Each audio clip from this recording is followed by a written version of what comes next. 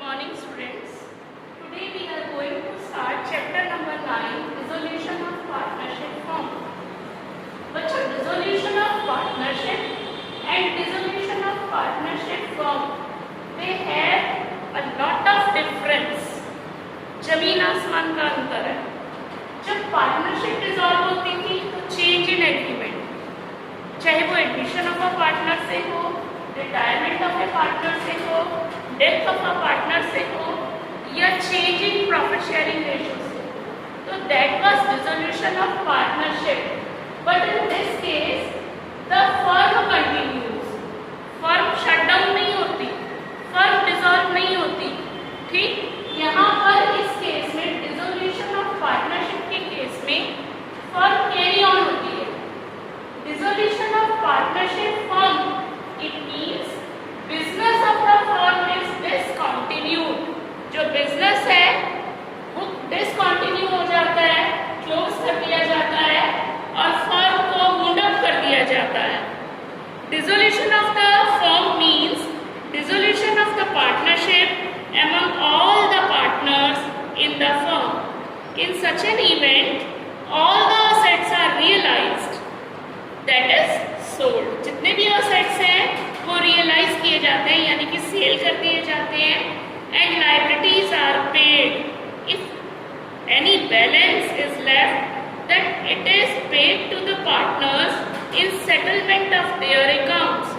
If there is shortfall in meeting outside liabilities, अगर liabilities का payment करने में हमारे पास रिसोर्सेज कम है, कैश कम है, असेट्स कम है, तो it is met by the partners from the private assets of the partners, because the liability of the partner is unlimited.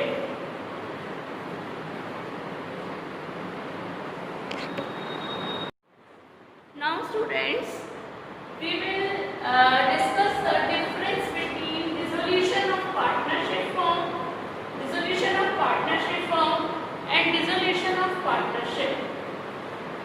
First of all, meaning. dissolution of partnership form का मतलब है firm close हो जाती है. Business का जो relations हैं, business relations हैं among the partners, they also come to an end. But dissolution of partnership means change in business relationship among the partners. Partners के बीच का जो रिलेशनशिप था, बिजनेस रिलेशनशिप था, उसमें चेंज जरूर हुआ है, but the firm continues. Second point is courts intervention. It can either voluntarily, ये जो डिसोल्यूशन ऑफ पार्टनरशिप फॉर्म है ये वॉलेंटरली भी हो सकता है, या कोर्ट के इंटरवेंशन से पार्टनरशिप फॉर्म को क्लोज किया जा सकता है. ठीक, और ये जो डिसोल्यूशन ऑफ पार्टनरशिप है it is always voluntary. Third point is business continuation. यहाँ पर business comes to an end. बिल्कुल बिजनेस को बंद कर दिया जाता है. जब फर्म डिसॉल्व होती है तो बिजनेस एंड हो गया, खत्म हो गया. यहाँ पर बिजनेस कॉन्टिन्यूड रहता है, बिजनेस कैरी ऑन रहता है. Next is settlement of accounts. When dissolution of firm takes place, then assets of the firm are realized. Assets को बेच करके money realize की जाती है, and liabilities are settled. The balance amount, if any, is distributed among the partners. And in case of dissolution of partnership, here in case of dissolution of partnership, assets are revalued, liabilities are reassessed, the profit or loss on account of revaluation is calculated and thereby distributed among the old partners in old ratio. Next is economic relationship. Economic relationship, in case of dissolution of partnership firm, comes to an end, but here in case of dissolution of partnership, the economic relation among the partners continues. Last is effect. Effect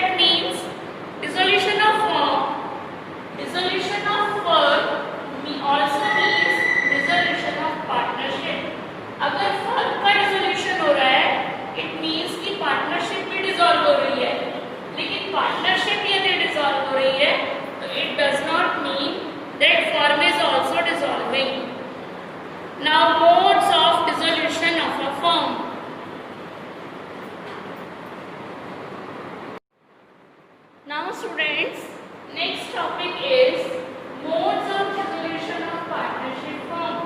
firm कैसे कैसे dissolve होती है?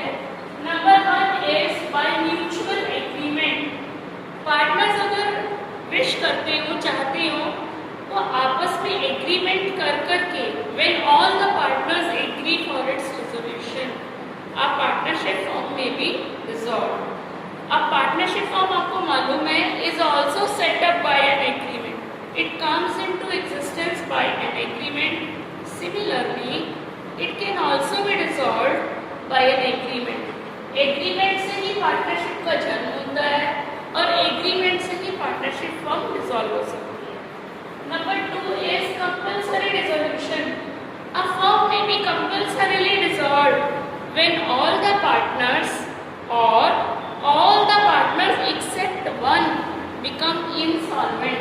या तो सारे partners insolvent हो जाए या एक को छोड़ करके बाकी रिमेनिंग पार्टनर्स इंसॉल्वेंट हो जाए। Insolvent means who is unable to pay his debt, who is not solvent, जो अपने डेब्ट पे करने में सक्षम नहीं है। नंबर 2, when compulsory dissolution, या तो पार्टनर्स इंसॉल्वेंट हो जाते हैं या बिजनेस इलीगल हो जाता है, अनलॉफुल हो जाता है, इलीगल हो जाता है, तो भी फर्म को कंपल्सरीली डिसॉल्व करना पड़ता है। Third mode is by notice. In case partnership is at will, the firm may be dissolved by any partner giving notice in writing to all the other partners of his intention to dissolve the firm. अगर partnership at will है तो कोई भी एक partner remaining partners को notice देकर के, written notice देकर के फर्म को डिसॉल्व कर सकता है. Next is number 4, on happening of an event a firm may be dissolved in some events if the partnership deed so provides. Number 1, on expiry of the time period. अगर आपने 5 साल के लिए partnership firm को open किया था तो 5 years का पीरियड ओवर हो चुका है तो पार्टनरशिप डिसॉल्व हो जाती है, फर्म डिसॉल्व हो जाती है. Number 2, on completion of the venture. अगर आपने किसी पर्टिकुलर टास्क को लेकर के पार्टनरशिप बिजनेस को स्टार्ट किया था, वो टास्क जैसे ही कंप्लीट होगा आपकी पार्टनरशिप फर्म डिसॉल्व हो जाएगी. Number 3, on the death of a partner. जब किसी पार्टनर की डेथ हो जाती है तो भी फर्म डिसॉल्व होती है, लेकिन यहाँ कंटिन्यू कर सकती है अगर पार्टनर्स एग्री कर जाते हैं तो. Number 4, on adjudication of a partner as insolvent. Partner के इंसॉल्वेंट हो जाने पर भी पार्टनरशिप फर्म को डिसॉल्व करना होता है. Next is dissolution by court. कुछ केसेस में कोर्ट ऑर्डर करती है कि फर्म को डिसॉल्व कर दो. कैसे? Number 1, if a partner becomes a person of unsound mind. अगर कोई पार्टनर पागल हो जाए, unsound mind means mental health उसकी ठीक ना हो, तो फर्म को डिसॉल्व करना पड़ता है. Number 2, a partner is permanently incapacitated. Incapable हो जाए पार्टनर तो भी आप फर्म को डिसॉल्व करेंगे, वहाँ पर कोर्ट इंटरवीन करता है कि फर्म डिसॉल्व हो जाए. Number 3, if a partner is found guilty of misconduct. अगर पार्टनर का मिसकंडक्ट पाया जाता है तो भी पार्टनरशिप फर्म को डिसॉल्व करना होता है. मिसकंडक्ट मतलब उसका बिहेवियर, कैरेक्टर वाइज अगर कुछ गड़बड़ होता है तो भी फर्म को शट डाउन करना पड़ता है by the dissolution of court. Number 4 is partnership agreement is breached. Partnership agreement यानी कि डीड का उल्लंघन हुआ हो, ब्रेच मतलब उन नियमों का पालन न किया हो परसिस्टेंटली बाय अ पार्टनर और पार्टनर्स. और किसी और ग्राउंड पर, लास्ट इज किसी any other ground, on the basis of any other ground, अगर कोर्ट को जस्टिफाइड लगता है कि फर्म को डिसॉल्व करना है तो फर्म को डिसॉल्व करना पड़ता है. ठीक है, तो इस तरीके से these are the modes firm को डिसॉल्व करने का, पार्टनरशिप फर्म को डिसॉल्व करने के ये modes. Next topic is there are two problems which generally arise at the time of dissolution of partnership firm. The first problem is how to settle the various accounts. पहले किसका payment होना चाहिए, फिर किसका payment होना चाहिए, फिर किसका पेमेंट होना चाहिए. So this is the problem.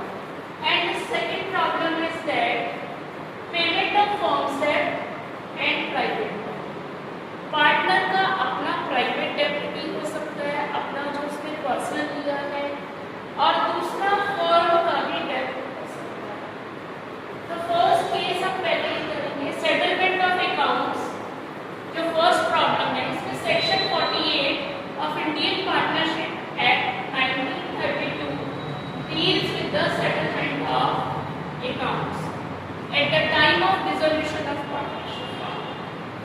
तो ये सेक्शन 48 स्टेट्स दैट सबसे पहली बात ये बताता है कि ट्रीटमेंट ऑफ लॉसेस, जो लॉस हुए हैं पार्टनरशिप फर्म के, इंक्लूडिंग डेफिशिएंसीज ऑफ कैपिटल, उनकी भरपाई, उनकी रिकवरी कैसे होगी. पहले तो प्रॉफिट्स में से रिकवर करने की कोशिश की जाती है जो प्रीवियस ईयर्स के प्रॉफिट्स हैं. तो first out of profits, then out of partners capital. अगर नहीं होते प्रॉफिट्स में से कवर अप, तो फिर पार्टनर्स के कैपिटल में से रिकवरी की जाती है. वहाँ से भी अगर कवर अप नहीं होते तो पार्टनर्स को इंडिविजुअली बियर करना होता है लॉसेस को in their profit sharing ratio. Students listen once more. जो लॉसेस हैं फर्म के इंक्लूडिंग डेफिशिएंसीज ऑफ कैपिटल, उनको पहले प्रॉफिट्स में से कवर अप करते हैं, then out of capital recover करते हैं, और फिर भी यदि रिकवर नहीं होते तो they are if necessary then the partners have to bear them individually. फिर इन लॉसेस की रिकवरी पार्टनर्स को इंडिविजुअली बियर करनी होती है. सेक्शन 48 में अब एक चीज और बताई गई है, एप्लीकेशन ऑफ असेट्स. इसके बी पार्ट है एप्लीकेशन ऑफ असेट्स. जो असेट्स को सेल करके जो मनी रियलाइज होगी, एप्लीकेशन इसका बी पार्ट है एप्लीकेशन ऑफ असेट्स. जब असेट्स को सेल करके जो मनी रियलाइज होगी उसको कैसे यूज किया जाएगा, उससे पहले किसका पेमेंट किया जाएगा. तो सबसे पहले फर्स्ट नंबर दिया इसमें थर्ड पार्टी के डेब्ट पे करते हैं. थर्ड पार्टीज है जो आउटसाइडर्स लोन्स हैं, आउटसाइड लायबिलिटीज हैं, आउटसाइड लोन्स हैं, सबसे पहले उनका पेमेंट. नंबर 2, सेकंड प्लेस पर जब थर्ड पार्टीज लोन्स या डेब्ट्स का पेमेंट हो जाता है तो सेकंड नंबर पे अगर पार्टनर से किसी पार्टनरशिप फर्म ने लोन लिया है तो पार्टनर्स डेब्ट चुकता करेंगे. पार्टनर से लोन अगर फर्म ने लिया है तो पार्टनर्स डेब्ट को सेकंड लेवल पर, सेकंड प्लेस पर पेमेंट करेंगे. थर्ड पार्टी डेब्ट पे करने के बाद जो असेट्स से रियलाइज मनी वो बचती है तो पार्टनर्स का डेब्ट का पेमेंट होगा. तीसरे नंबर पर थर्ड प्लेस पर रिफंड ऑफ पार्टनर्स कैपिटल. फिर भी बच जाती है मनी तो refund of partners capital. Partners capital refund होता है. और लास्ट में उसके बाद ही कुछ बच जाता है तो that is distributed among the partners in their profit sharing ratio. Listen once more. जो असेट्स से मनी रियलाइज होगी सबसे पहले वो थर्ड पार्टी के डेब्ट पे किए जाएंगे उसमें से, फिर पार्टनर्स का लोन चुकता किया जाएगा. उसके बाद भी अगर कुछ रिमेनिंग बचती है तो पार्टनर्स का कैपिटल रिफंड होगा. और फिर भी कुछ बचती है तो that is distributed among the partners in their profit sharing ratio. अब इस पर बेस्ड एक इलस्ट्रेशन, एक क्वेश्चन भी है। XYZ 3 पार्टनर्स थे एंड ये इन्होंने अपनी फर्म को डिसॉल्व कर दिया। Y demands that the loan of 25,000 25,000 should be paid before payment of capital of the partners. Y कह रहा है कि पार्टनर्स का कैपिटल रिफंड करने से पहले मेरा लोन वापस कर दो, but X and Z demand कर रहे हैं कि उनका capital should be paid before the payment of Y's loan. तो who is correct? Y is correct, क्योंकि according to section 48 of the Indian partnership act 1932 a partner का जो loan है that is repaid before the refund of partners capitals. Partners के capital के refund से पहले partner का लोन रिफंड होता है, इसलिए Y जो है वो करेक्ट है। एक और इलस्ट्रेशन है, एक और एग्जांपल लेते हैं। All the partners decided to dissolve the firm on 31st March. Why a partner demands that his loan of 80,000 should be paid before payment of Mrs. X loan. Y कह रहा है मेरा loan Mrs. X के loan से पहले पे कर दो। तो Mrs. X आउटसाइडर हो गई ना, तो आउटसाइडर के लोन सबसे पहले पे किए जाते हैं, फिर उसके बाद जो मनी बचेगी उससे पार्टनर का डेब्ट यानी कि पार्टनर का लोन रिफंड होगा। एक और एग्जांपल है, A and B are partners in a firm sharing profits in the ratio of 3:2. A has given a loan of rupees 20,000 to the firm, but the firm has also taken a loan of rupees 10,000 from B. A has given a loan. A ने 20,000 का loan दिया firm को और firm ने B से भी loan लिया हुआ है 10,000, यानी कि A से भी लिया है और B से भी लिया है। The firm was dissolved and its assets were realized for rupees 25,000. अब 25,000 रियलाइज हुआ है। देखो A से कितना लोन था? A का लोन था, दोनों से लोन ले रखा है। A से लोन ले रखा था 20,000, B से लोन कितना ले रखा है? 10,000। और असेट्स की रियलाइज्ड वैल्यू, असेट्स की रियलाइज्ड वैल्यू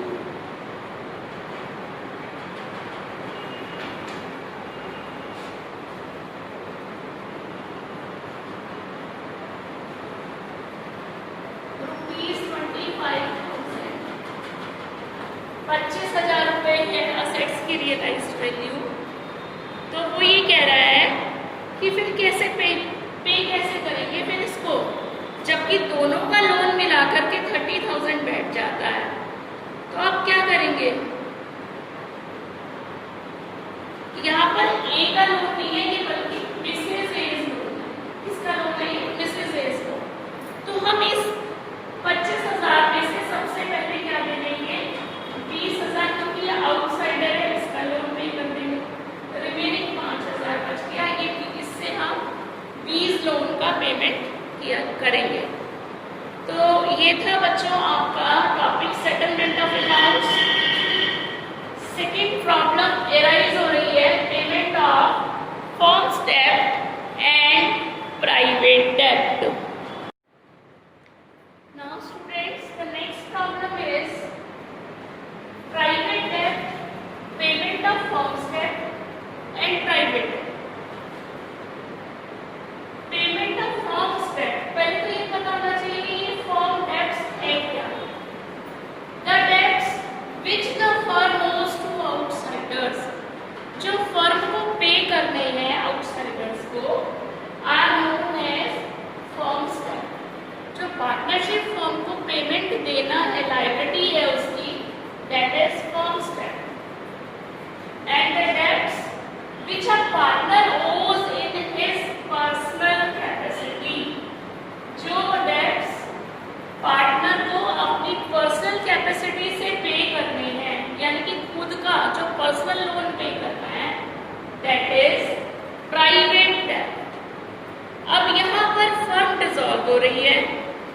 फर्म के डिसोल्यूशन के केस में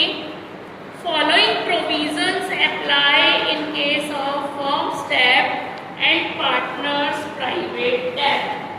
अब प्रोविजंस कौन से अप्लाई होते हैं at for the payment of firms debt और private debt. Provisions of partnership act 1932। First is ये है provisions.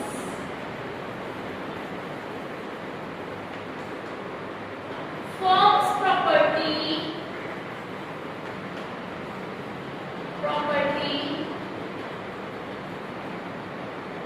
is applied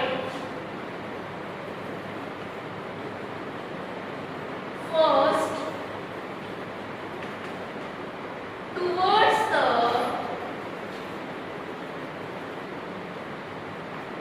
payment of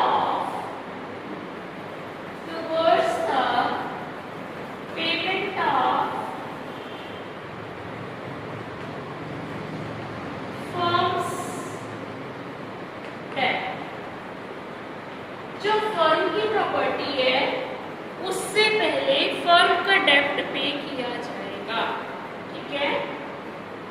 फिर अगर उसके बाद if any surplus is left, property अगर सरप्लस में है, तो अगर सरप्लस है तो उससे हम यूज कर सकते हैं, उसको हम सरप्लस को यूज कर सकते हैं, ठीक है। If in surplus assets are, अगर फर्म के assets अगर सरप्लस में है, can be used to pay the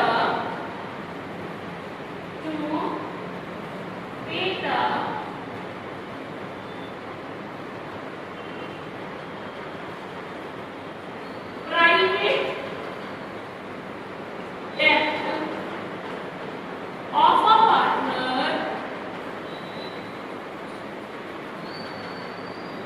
private debt of a partner to the extent of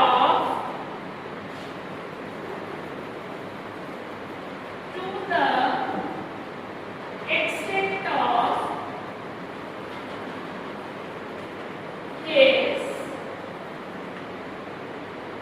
share। जितना उसका शेयर बैठता है, ये नहीं कि सरप्लस प्रॉपर्टी जो बचेगी वो सारा एक पार्टनर का प्राइवेट डेब्ट पे कर दिया जाएगा, नहीं, उसके शेयर का, क्योंकि जो सरप्लस है उसमें सभी पार्टनर्स का राइट है। नंबर 2, प्राइवेट डेब्ट private property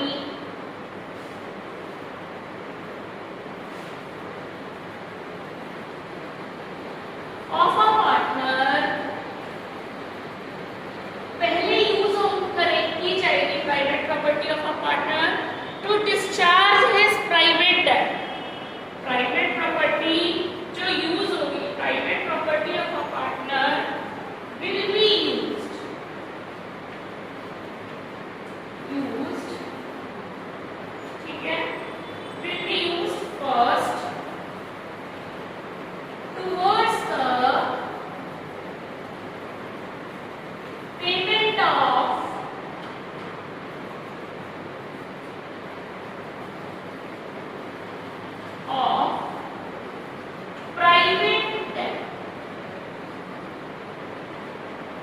private debt, and if surplus, and if there is any surplus, the private property of a partner, if it is surplus after payment of private debt of a partner, then it can be applied towards the payment of firm's debt। एक बार और clear कर देती हूँ बच्चों, firms की property से पहले firm का डेब्ट पे किया जाएगा, अगर सरप्लस प्रॉपर्टी है तो उसमें से पार्टनर का प्राइवेट डेब्ट पे कर सकते हैं, लेकिन उसके शेयर के हिसाब से। Private property of a partner से पहले प्राइवेट डेब्ट पे किया जाएगा पार्टनर का, रिमेनिंग जो बच जाती है that can be used statement of firm stat. Okay students, that's all. कुछ PDF भेज देंगे आपको थ्योरी के लिए।